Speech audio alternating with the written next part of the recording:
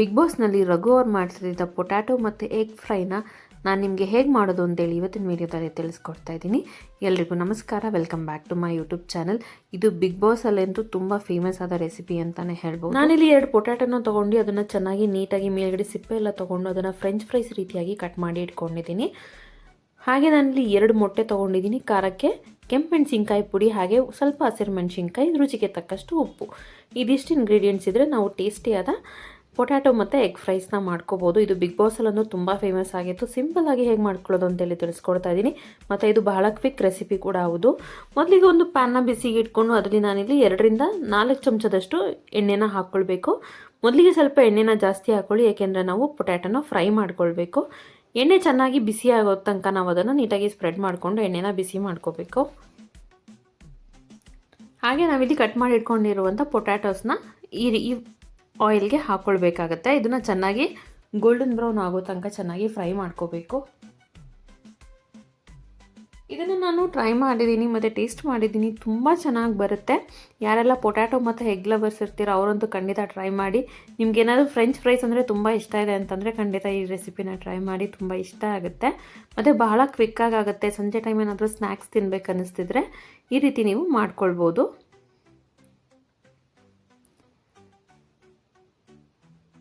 So ಈ ರೀತಿ ಇದನ್ನು ಚೆನ್ನಾಗಿ ಫ್ರೈ ಮಾಡ್ಕೊಳ್ಬೇಕು. ಅದು ಗೋಲ್ಡನ್ ಬ್ರೌನ್ ಆಗೋ ತನಕ ನಾವು ನೀಟಾಗಿ ಫ್ರೈ ಮಾಡ್ಕೋಬೇಕು.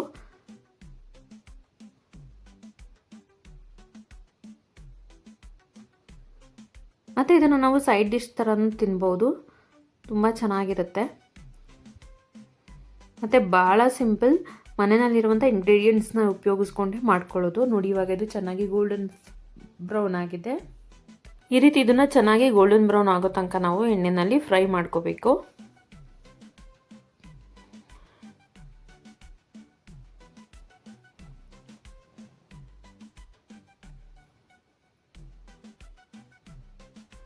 ಇವಾಗ ಇದು ಚೆನ್ನಾಗಿ ಗೋಲ್ಡನ್ ಬ್ರೌನ್ ಆಗಿದೆ. ಇವಾಗ ನಾನು ಸ್ಟವನ್ನು ಕಮ್ಮಿ ಮಾಡಿಕೊಂಡು ಇದನ್ನೆಲ್ಲ ಒಂದು ಪ್ಲೇಟಿಗೆ ಟ್ರಾನ್ಸ್ಫರ್ ಮಾಡ್ಕೊಳ್ತಾ ಇದ್ದೀನಿ.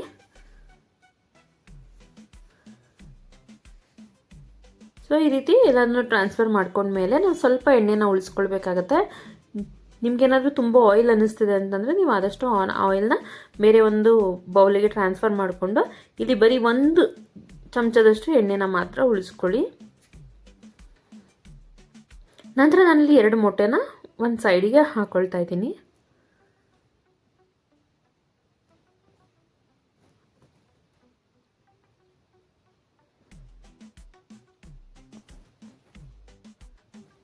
ಸೊ ಈ ರೀತಿ 2 ಮೊಟ್ಟೆಯನ್ನು ನಾವು ಸೇರಿಸ್ಕೊಂಡು ಅದನ್ನು ನಾವು ಒಂದು 2 ನಿಮಿಷ ಅದನ್ನು ಹಾಗೆ ಬೇಯೋದಕ್ಕೆ ಬಿಟ್ಟು ಅದನ್ನು ನಾವು ಚೆನ್ನಾಗಿ ಮಿಕ್ಸ್ ಮಾಡ್ಕೋಬೇಕು. ಅಂದರೆ ಅದನ್ನು ಸ್ಕ್ರಾಂಬಲ್ ಮಾಡ್ಕೋಬೇಕು ನಾವು. ನೋಡಿ, ಇವತ್ತು ಫೋರ್ಕಲ್ಲಿ ನಾವು ಈ ರೀತಿ ಸ್ಕ್ರಾಂಬಲ್ ಮಾಡ್ಕೊಳ್ಬೇಕು ಅದನ್ನು. ಸೊ ಅದನ್ನು ಆಮ್ಲೆಟ್ ರೀತಿ ಆಗೋದಕ್ಕೆ ಬಿಡಬಾರ್ದು ನಾವು. ಈ ರೀತಿ ಮಿಕ್ಸ್ ಮಾಡ್ಕೊಂಡು ಅದನ್ನು ನಾವು ಎಗ್ ಬುರ್ಜಿ ಎಲ್ಲ ಮಾಡ್ಕೊಳ್ಬೇಕಾದ್ರೆ ಹೇಗೆ ಎಗ್ಗನ್ನು ಮಿಕ್ಸ್ ಮಾಡ್ಕೋತೀವಿ ಆ ರೀತಿಯಾಗಿ ನಾವು ಮಾಡ್ಕೋಬೇಕು ಚೆನ್ನಾಗಿ. ಸೊ ಎಗ್ನ ನಾವು ಚೆನ್ನಾಗಿ ಉದ್ರಾಗಿ ಈ ರೀತಿ ಮಾಡ್ಕೊಳ್ಬೇಕಾಗತ್ತೆ.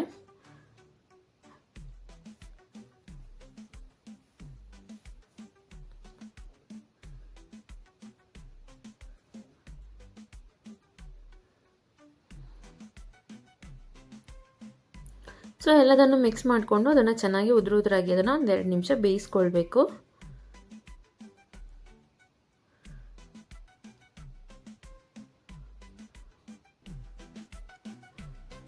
ಇವಾಗ ಎಗ್ ಕೂಡ ರೆಡಿ ಆಗಿದೆ. ನಾವು ಅದೇ ಪಕ್ಕದಲ್ಲಿ ನಾವೀಗ ಆಲ್ರೆಡಿ ಫ್ರೈ ಮಾಡಿ ಇಟ್ಕೊಂಡಿರುವಂಥ ಪೊಟ್ಯಾಟೋಸ್ನ ಹಾಕ್ಕೋಬೇಕು.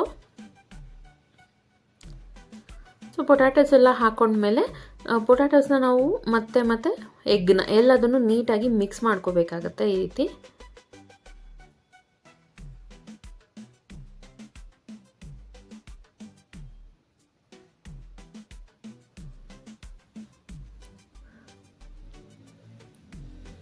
ಸೊ 2 ನೀಟಾಗಿ ಈಕ್ವಲ್ ಆಗಿ ಮಿಕ್ಸ್ ಆಗೋ ತನಕ ನಾವು ಅದನ್ನು ನೀಟಾಗಿ ಮಿಕ್ಸ್ ಮಾಡ್ಕೊಳ್ಬೇಕು.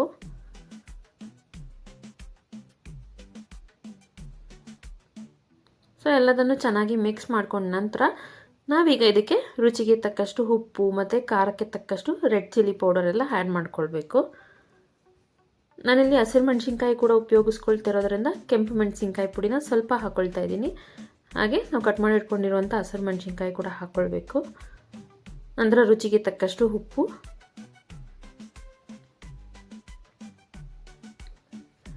ಸೊ ಎಲ್ಲದನ್ನು ಹಾಕ್ಕೊಂಡು ನಾವು ಎಲ್ಲ ಮಿಕ್ಸ್ ಆಗೋ ರೀತಿ ಚೆನ್ನಾಗಿ ನೀಟಾಗಿ ಮಿಕ್ಸ್ ಮಾಡಿಕೊಂಡ್ರೆ ಬಿಗ್ ಬಾಸಲ್ಲಿ ರಘು ಅವ್ರು ಮಾಡ್ತಿದ್ದಂಥ ಪೊಟ್ಯಾಟೊ ಎಗ್ ಫ್ರೈ ರೆಡಿ ಆಗುತ್ತೆ.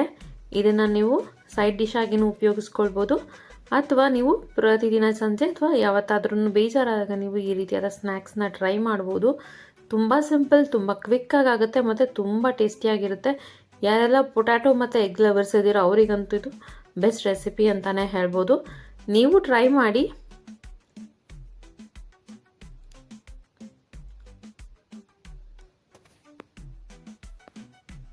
ನೋಡಿ, ಈ ರೀತಿಯಾಗಿ ಎಲ್ಲದನ್ನು ನೀಟಾಗಿ ಮಿಕ್ಸ್ ಮಾಡ್ಕೊಳ್ಬೇಕು. ಇದು ಚೆನ್ನಾಗಿ ಮಿಕ್ಸ್ ಆದಷ್ಟು ತುಂಬ ರುಚಿಯಾಗಿರುತ್ತೆ.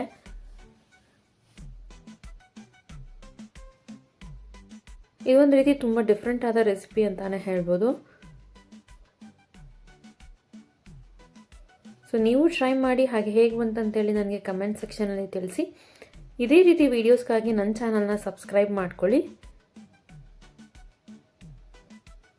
Thank you.